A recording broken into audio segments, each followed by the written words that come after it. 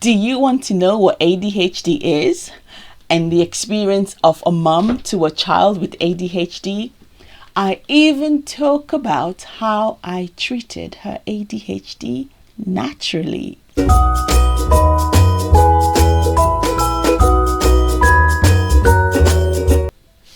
Hello, I'm Doris Onwunumah and welcome to my channel. I'm also a mom to a child with global developmental delay, and this includes ADHD, sensory processing disorder, dyspraxia, to name but a few. Oh, I forgot, learning difficulties as well, to name but a few. In this video, I am going to give a few official views and statements of ADHD. Then I'm going to talk about my experience with her, with my daughter, and finally I am going to share with you how I treated her ADHD naturally. So stick around to the end. I am going to read ADHD from 3 different medical sources. I'll put the links to this document. I'll put the links to these documents that I'm reading from in the descriptions below, so you can read the full document. I am only going to give you a short excerpt of ADHD. Otherwise, we'll be here forever. Right. This is from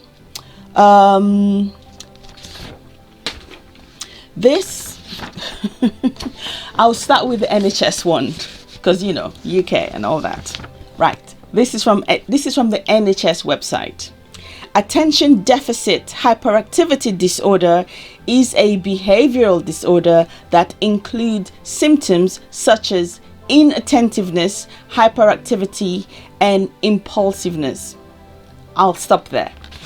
There are pages of this, but I'm going to stop there.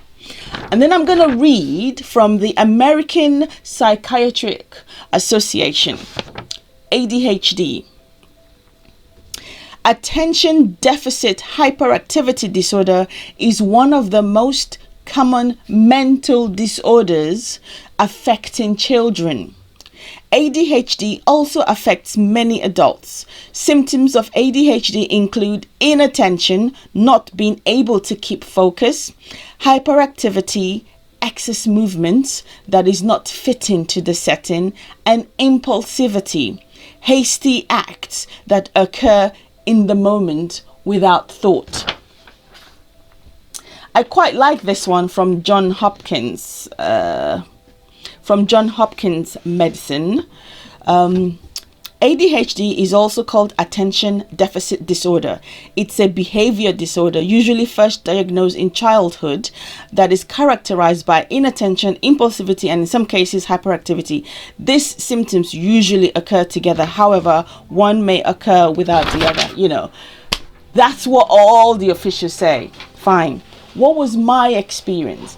Well, my daughter was very impulsive. She couldn't sit still for any discernible amount of time. I wasn't sure. She had all this complications, is that the right word? Other issues that I wasn't sure which was which. She couldn't sit still. You have a book in front. She picks up a book. You said, "Oh, should we read a book?" She opens it, she shuts it, she stands up and she runs away. She was not toilet trained because I couldn't toilet train her. I couldn't toilet train her because she couldn't sit on the toilet long enough to figure out if she needed to go or not. It was just, there was lots of things like that. She was aggressive. Now, is this linked to ADHD or to something else? I don't know. Because when I say she was aggressive, she had instances where she was a bit shouty. She would be a bit shouty and throw things because she couldn't express herself. She was finding it difficult to say. Well, she also had a speech impediment as well. But that aside, there was just so many layers. You just couldn't pinpoint what the problem was or where the complexity was. Eventually, at school, she goes to special school. Eventually, one of her pediatrician, I started to say, I think ADHD might be one of the problem. Not ADHD. I just thought, I just kept saying, but her attention seems to be an issue. She just couldn't sit still for anything. You're speaking to her and she was off. She was very hyperactive, very hyperactive. She would wake up in the morning. If you were talking in terms of light bulbs, 0 to 100 watts, it's like she woke up at 100 watts at half five every day, sometimes 5 o'clock in the morning, every day. Is this ADHD? I don't know. But I knew that she was literally the whole day till by bedtime she just killed over because she was so tired. It was either on or off. There was no in between. There was no let me sit and chill.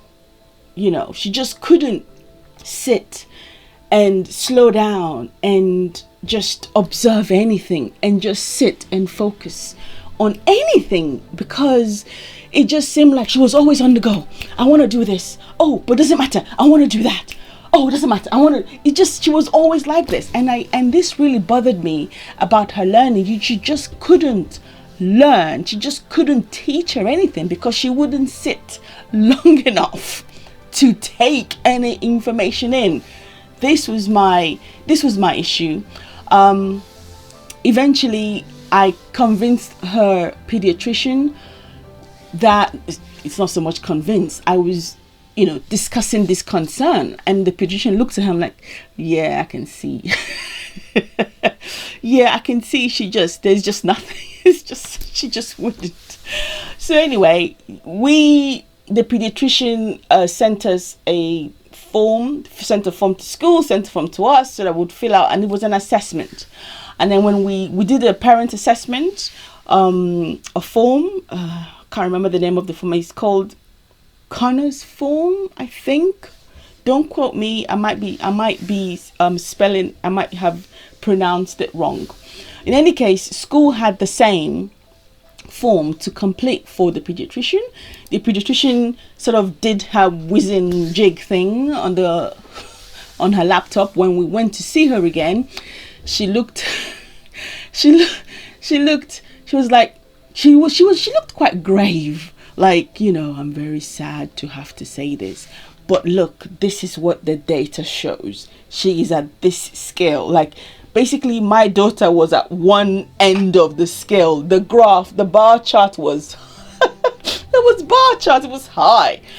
And I was like, yes. Honestly, I was like, finally something that I can point to and say, yes, this is a cause for this. We can tackle this and we will be fine. So the pediatrician then said she will need to be on meditation. she will need to go on medication. And she, again, like I said, she looked grave. And I was thinking, yes, yes, we can at least remove a barrier to her learning. At least she can.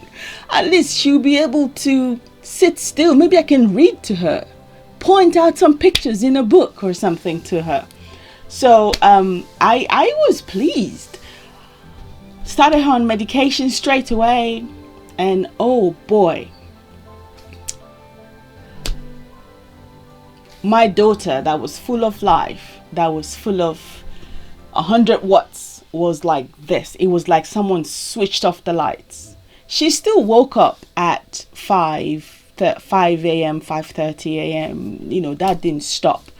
But now she wasn't eating anymore. She was extremely docile.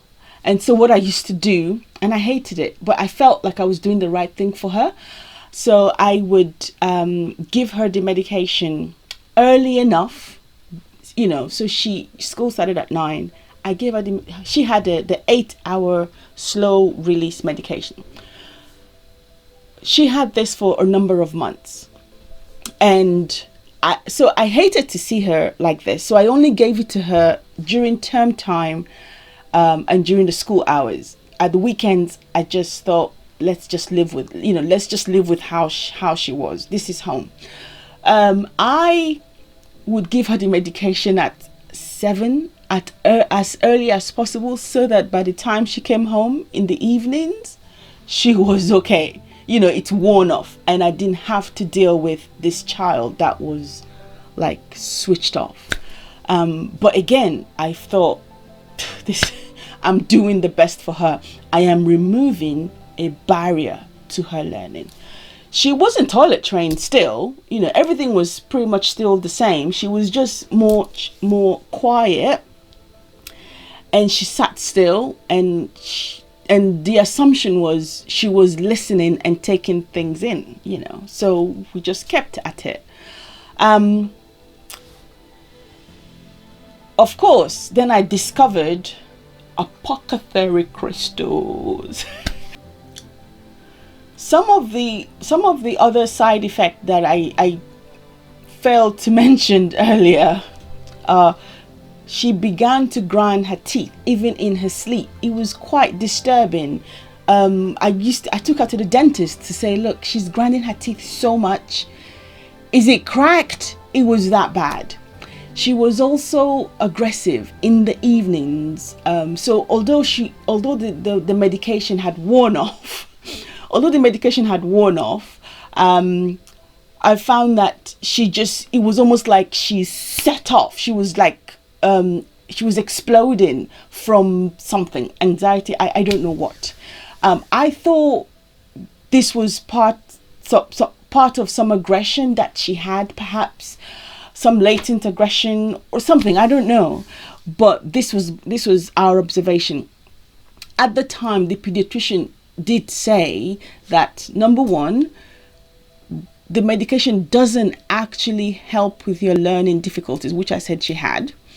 It just reduces hyperactivity and impulses, but it also increases tics. So and I wasn't really sure what tics. She said, well, has she got any tics in particular? I said, well, she chews a lot, so she had sensory issues, so she chewed a lot to start with. But I really wasn't prepared for the amount of grinding. She gave up. It was like her chew toy wasn't good enough any longer. She was just saying, I'm going to break this teeth.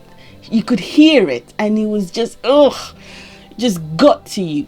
But what could I do? And then she was aggressive. Now, the aggressive one was interesting because I couldn't discern. Whereas before she was a little bit aggressive because she couldn't express herself. She couldn't really express herself very well. She couldn't speak very well. She couldn't say, a lot. Now that aggression went up, and I thought maybe it was just the latent aggression just coming out later. But as I mentioned, I wasn't giving her the medication at the weekends or in the evenings or during the holidays. So you can imagine would have like 2 weeks of holidays, no medication. She's there, a happy child. And then I started to notice a pattern.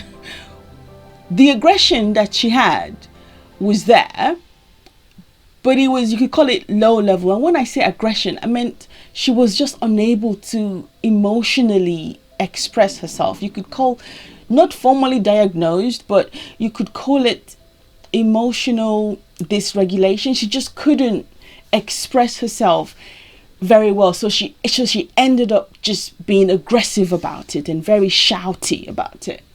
Now where was I? What I was trying to get at is, during the holidays, no medication, things seemed that at a particular level.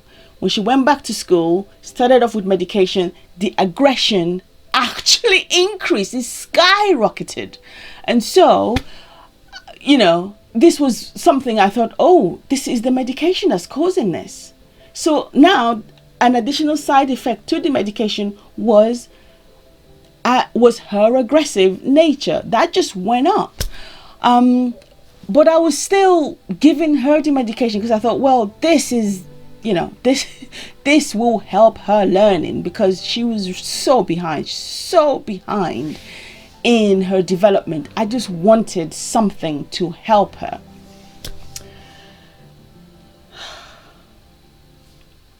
And then I discovered Crystal Apothecary. Crystal Apothecary is a combination of quartz crystals and color therapy.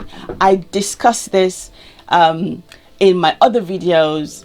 There are links in the description for you. But what I want to say now is she's potty trained. She's no longer aggressive. Her emotional dysregulation out the window. She's calmer. She's much calmer. So much calmer. She can watch kiddie shows. I'm repeating that because she just, none of this. You couldn't sit her down. I remember there were times when someone said, could you not work from home with your daughter? And I just used to be like, really? You have a child that you can work from home with? Like, no, she can't. She couldn't sit. I couldn't plunk her in front of the TV and say, watch this kiddie show while I do something. She couldn't do that. And now she can. Not with the medication, with Crystal Apothecary. Anyway, thank you. So, a bit more context on Crystal Apothecary. Crystal Apothecary is a combination of quartz crystals and color therapy. I am a crystal apothecarist. I can treat a number of health conditions naturally. I discovered Crystal Apothecary through meditation. I have another channel called Inner Journey with Meditation, and I discuss in that channel how I made this discovery. Here I am helping others with health condition.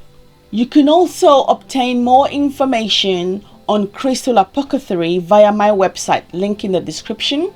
And from that website you'll be able to book a no obligation free consultation with myself, and I will tell you how I can help you. Thank you for watching.